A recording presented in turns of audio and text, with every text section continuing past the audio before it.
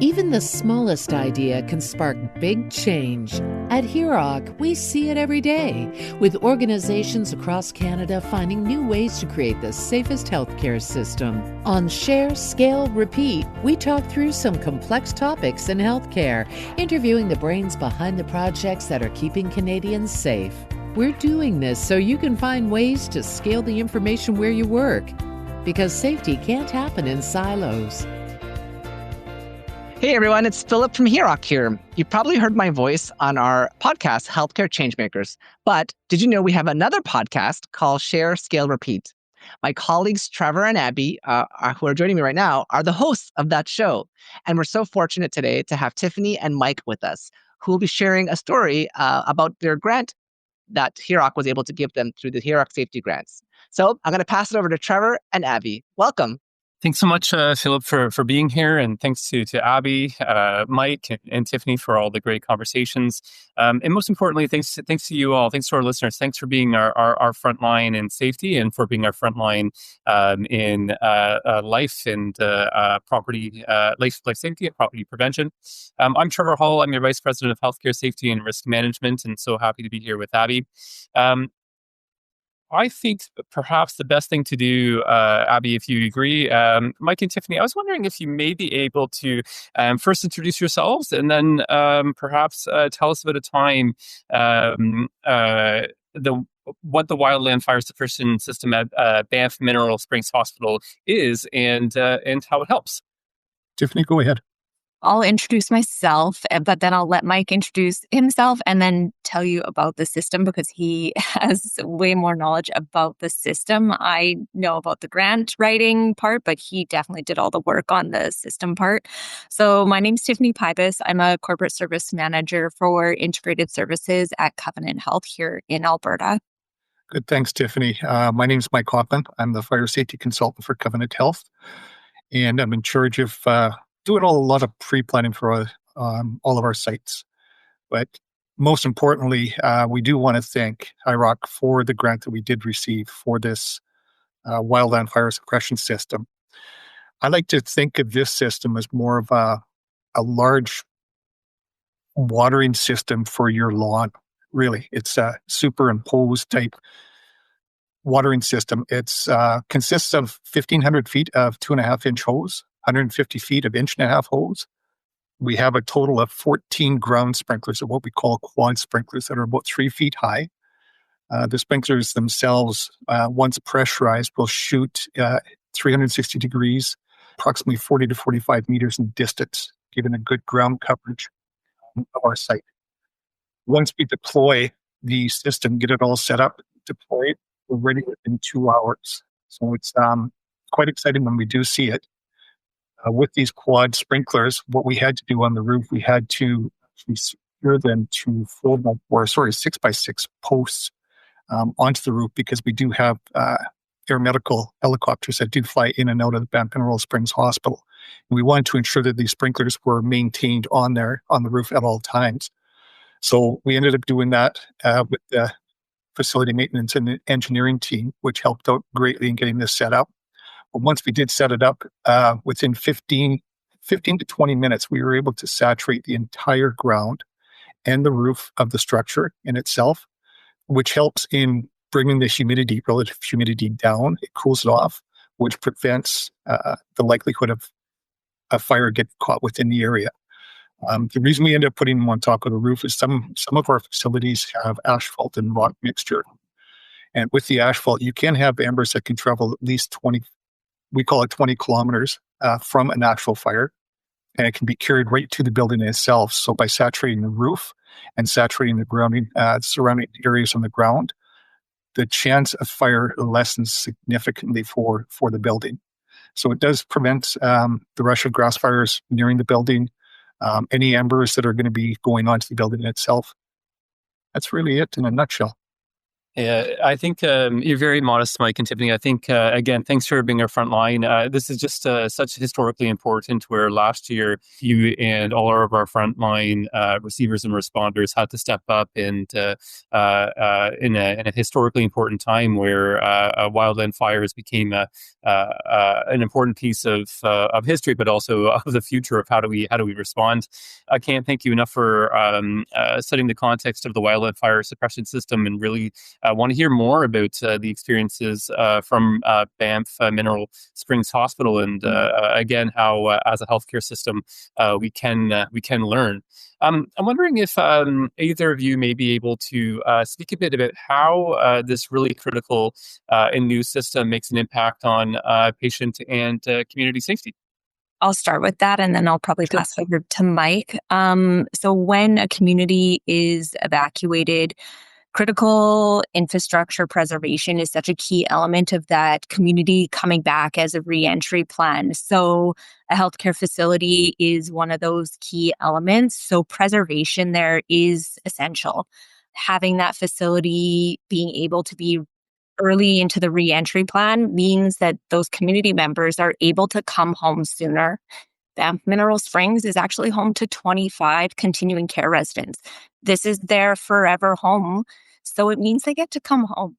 So that's a pretty emotional thing for all of those individuals. It actually, if you think about someone being able to come home after a fire, after they've been removed for, we actually don't even have a time of how long they've been removed for. That's not just safety, that's so emotional for them. It is not just their emotional and physical safety, it's so psychological, which is how we got down the path of this grant, was actually building it on resilience and community resilience that is so long-standing after a wildfire. And one of the big pieces that we then built on with the community was that a lot of our rural communities actually have systems like this in place. But they can be used in their preservations of other critical infrastructure. So now that Banff Mineral Springs has their own system, the town of Banff actually can use their system to preserve something else. So it shows that we're engaged as a community partner. So while we're preserving the healthcare facility, something like the school or the water treatment plant can be saved instead. So research is showing us that the decrease in burnout on staff as well, because all of those residents and patients who are being transferred out of those healthcare facilities, they're going somewhere else. So we're seeing that in other urban centers. So Banff is a perfect example where they're maybe transferred to Canmore or Calgary or as far away as Fort McMurray. So we're then seeing the burnout on other frontline staff. So when we are able to re-enter sooner back into the communities, we actually then can see an alleviation of the burnout in other rural communities as well. Mike, do you have anything to add? You've answered it quite well there, Tiffany. One other thing that I just like to add with it, within this critical infrastructure, you think of a hospital within a community. If you lose that hospital, you will probably likely lose that community as well, because the people that are living there want to have a hospital that they can go to in case of an emergency. So this played a very critical role. We learned a lot from the Jasper wildfires previously 1 year ago, the devastation that it did within that area. Yes, the hospital was saved. They had some sprinkler systems supplied by the town of Jasper, which they used. So we took that step forward a little bit more, thinking, you know what, we've got to be prepared, be more proactive rather than reactive. And by getting this set up for the site was a huge, huge difference for us. I believe it really put the mind at ease to the 25 continuing care residents, knowing that they're going to be safe. And as Tiffany mentioned, yes, they can travel up to Fort McMurray, which is going to be 5-6 hours away from Banff in itself. So they're displaced for a long time, no family, no friends. And it takes an emotional toll, mental emotional toll on these residents as well. So it's giving them a better peace of mind within the community. And yeah, the town of Banff, the Banff Fire Department, it's making their job that much easier. they know that we've taken care of things, they can go and protect other infrastructure. Yeah. Wow. The impact not only to the healthcare system but to individuals, I think, is just palpable. And again, congratulations and thanks for this. I think absolutely, as wildland fires become a ever-present concern and opportunities to learn from, I think how can we take what happened in a bit of the north of Alberta, but also as it moves forward down. I think a lot of conversations around within the territories in the east. It shows that it's just not one province or territory. This is how we can all learn and share together.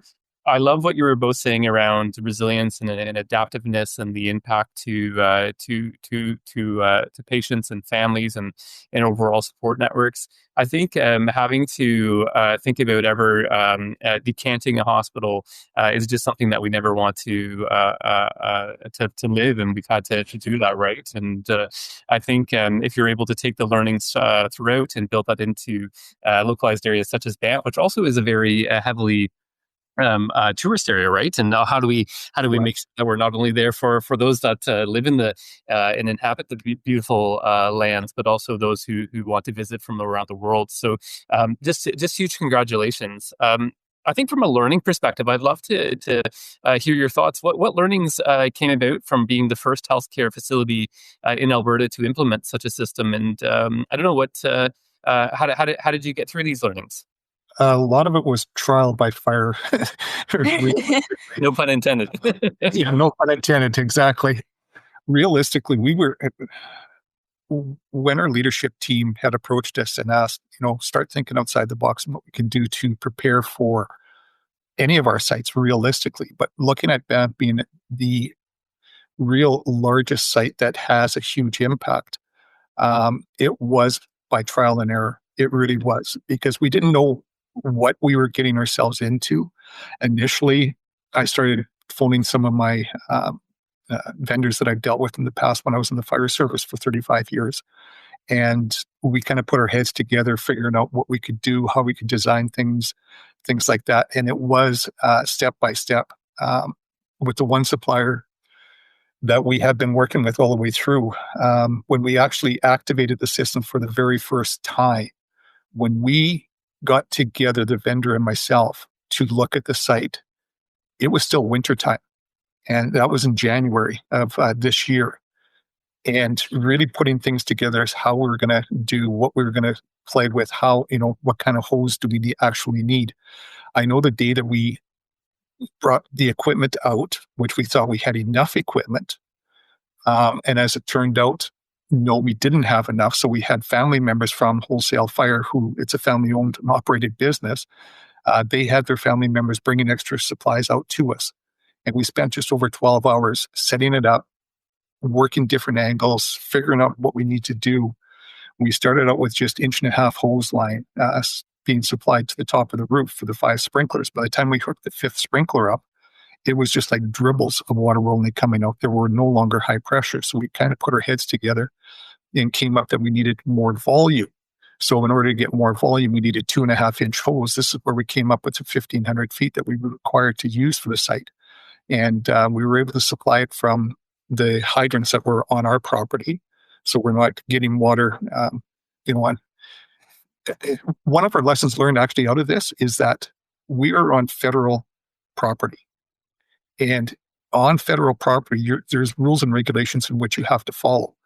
And one of the rules and regulations I was quite surprised was we have the Bow River going right behind, probably about 500 feet from the hospital. And you can't just take water out of the Bow River to put onto a fire in your backyard. So that was one of the biggest lessons that we had learned out of it. But once we got everything set up, from the hydrant to feeding the main supply up to the roof to surrounding the whole entire building, we hit the jackpot. It was a long 12-hour day in getting things set up, but we could see the results from what we had right at that time.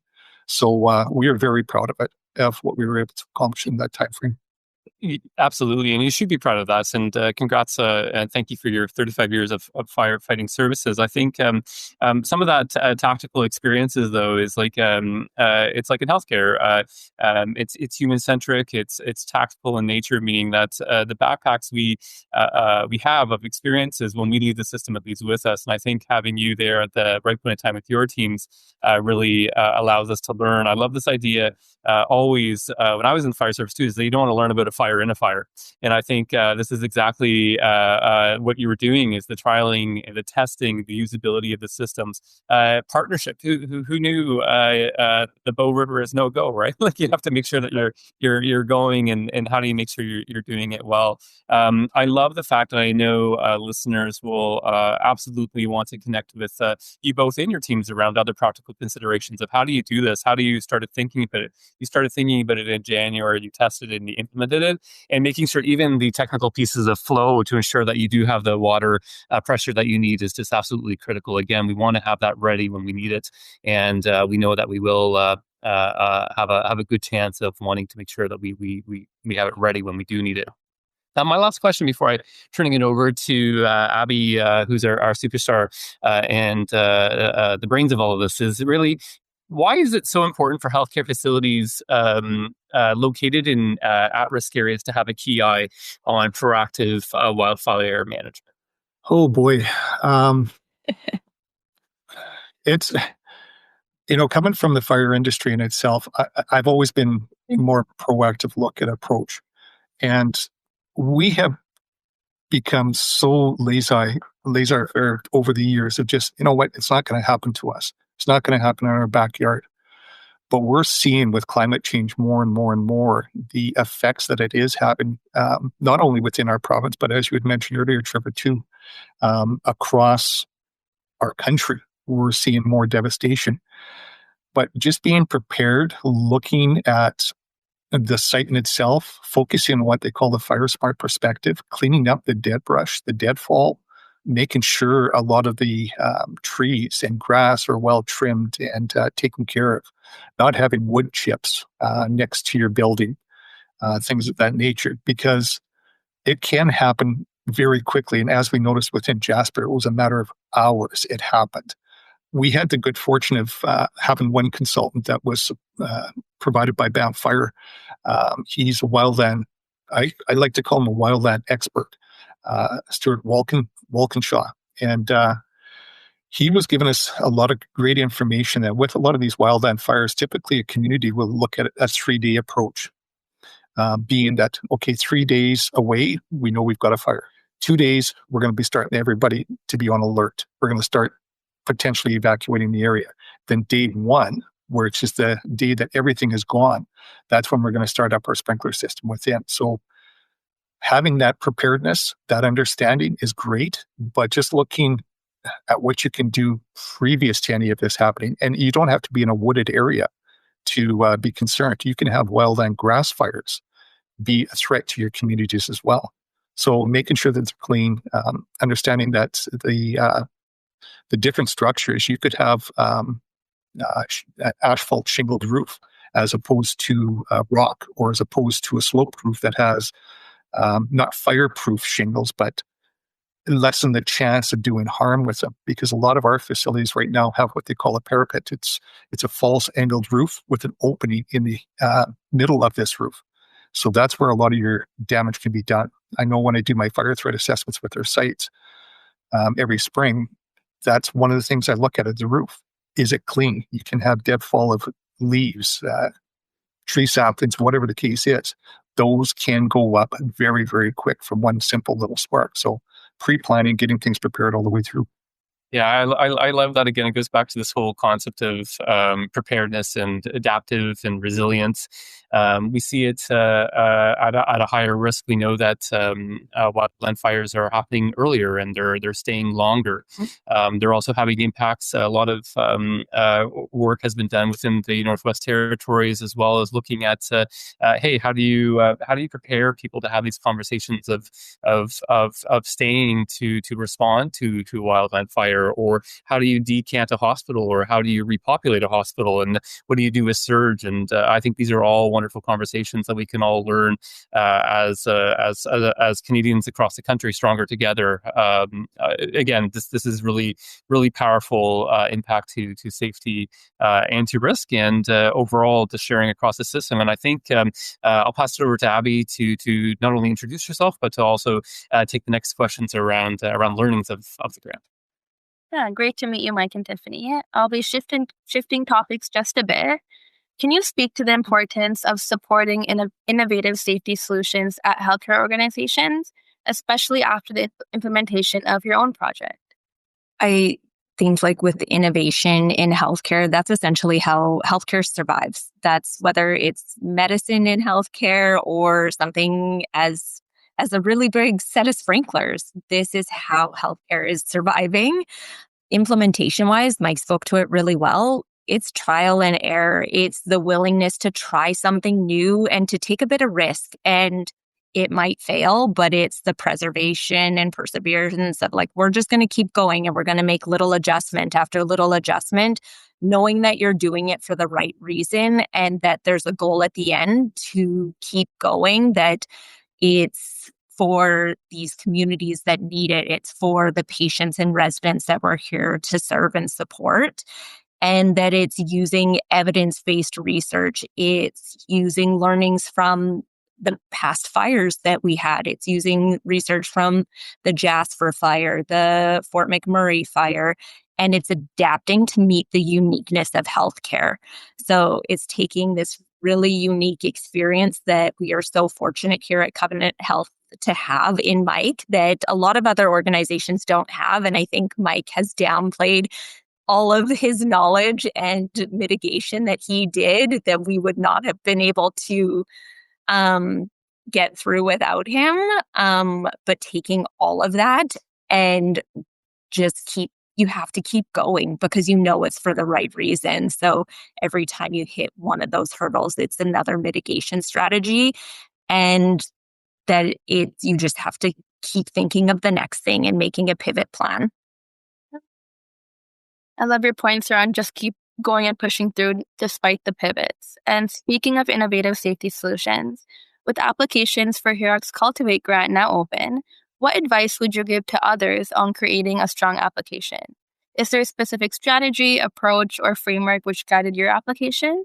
I think for our application, we focused heavily on collaboration between different groups. So we were looking at using different groups that were bringing different perspectives. So we were using a literature review that was bringing information about resiliency and that psychological perspective and that rural community partnership that Covenant Health speaks to as one of our strategic values and our strategic priorities. But then we were talking with Mike, and one of his huge pieces of his role of going to do the fire safety inspections and what his experience in 35 years of the fire industry, and trying to piece those things together of what's working, what's not working in the industries, and how are we doing something a little bit different, and then laying it out in obtainable timelines, obtainable SMART goals. And then fire right now is the season's getting longer. It's starting earlier. It's running later.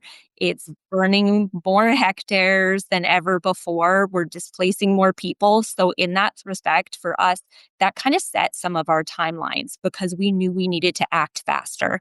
So we were able to work from when the previous seasons had started. So I think when you have a timeline, and I think that would be my recommendation for people that are starting that grant process, when you have a timeline that you want to achieve, work backwards from that and set some realistic goals, kind of build those into your project plan. And that was something that Mike and I worked together on, of who we needed to engage. And our grant actually involved a lot of community engagement, whether that was with the Banff Mineral Springs Hospital or Banff Fire or the town of Banff, and the ton of work that Mike did with Wholesale Fire and Rescue, the vendor.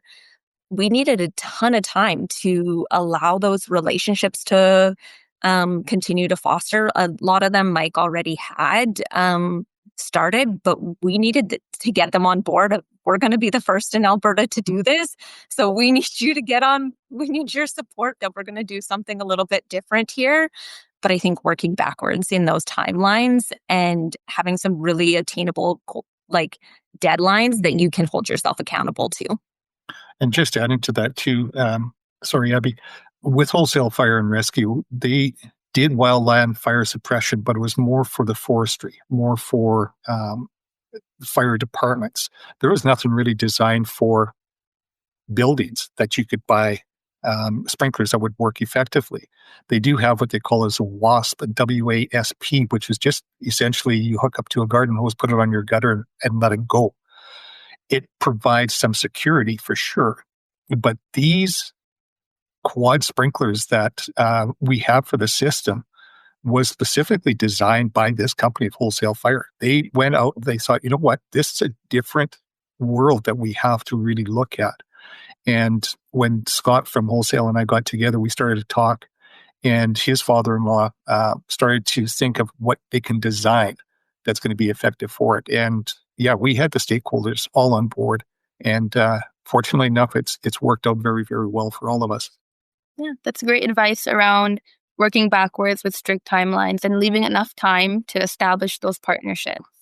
And I'm sure our subscribers are working very hard on their application right now. I find what you said so helpful. So thank you for that. And besides HIROC, were there any organizations who helped bring this initiative to life? If so, who were they and what role did they play? Go ahead. Yeah, I think Mike's spoken a lot about Wholesale Fire and Rescue. So they were a fantastic team. They came out and were with us from January right through. This really wouldn't have been possible with them. They were used to working with fire teams, and we were working with facilities maintenance and engineering staff who had no fire experience. And we're talking about sprinklers and hoses. So they were really, really great to work with. They were local to Calgary, and so it's not that far of a drive out to Banff. So, and who doesn't love to come out to Banff on a nice sunny day when you're setting up sprinklers? So they were fantastic to work with and gave us a ton of information and really hands-on with us. The town of Banff and Banff Fire, they were incredibly supportive of this initiative. They were informative. They were supplying the wildfire consultant to assist in advising us of all of these pieces of information about different types of fire and different things for us to be aware of as we were implementing our own system. And a piece of that, they not only were one of our stakeholders, but they were one of our collaborators in it. And they had such buy-in because by having Banff Mineral Springs have their own system, they were able to take the system that the town had and use it to preserve one of their own or another piece of critical infrastructure. So a ton of buy-in there. But when the town has been evacuated, there's still first responders who are coming around to check to make sure those sprinklers are still working. So we need them to be right there with us and be our partners there. So Town of Banff and Banff Fire were incredible throughout this whole piece. Banff Mineral Springs Hospital, for being the first site to trial this, is so supportive with this new challenge, and their facilities maintenance and engineering for taking on this new learning, because they were learning something that was completely out of their wheelhouse. And they took on the behind the scenes. Mike gave them a map of, okay, this is where these sprinklers are going to be laid out. They took on the challenge and they definitely rose to the occasion. And I think lastly, I think we have to thank our organization, Covenant Health. Our leadership team has been fantastic in seeing the value of this mitigation and innovation, taking some really big sprinklers and understanding that the uniqueness of it, the concept of some really big sprinklers versus the potential of losing critical infrastructure and what that could potentially mean of trying to rebuild a hospital, especially rebuilding a hospital on national park grounds.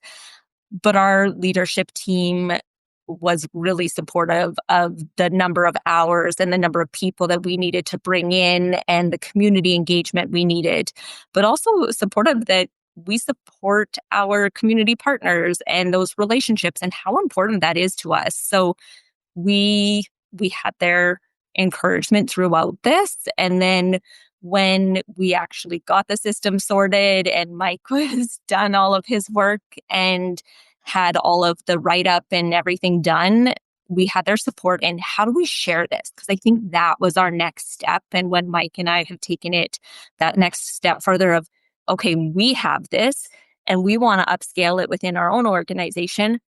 But I think it's a disservice for us not to share this because we've learned something new, but wildfire and climate change is happening in Canada.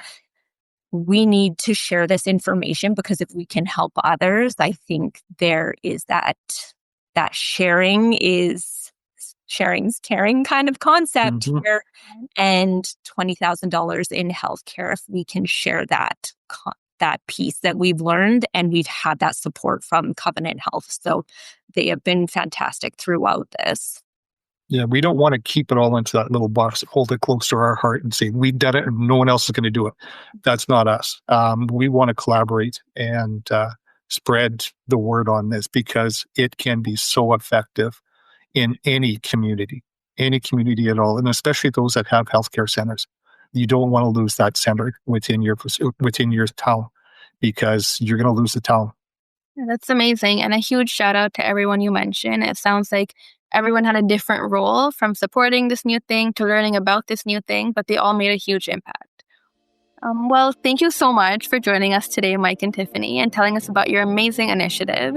It's always so wonderful to hear about subscriber stories and the impact of your safety grant. So thank you so much again. Thank you for having us. Thank you.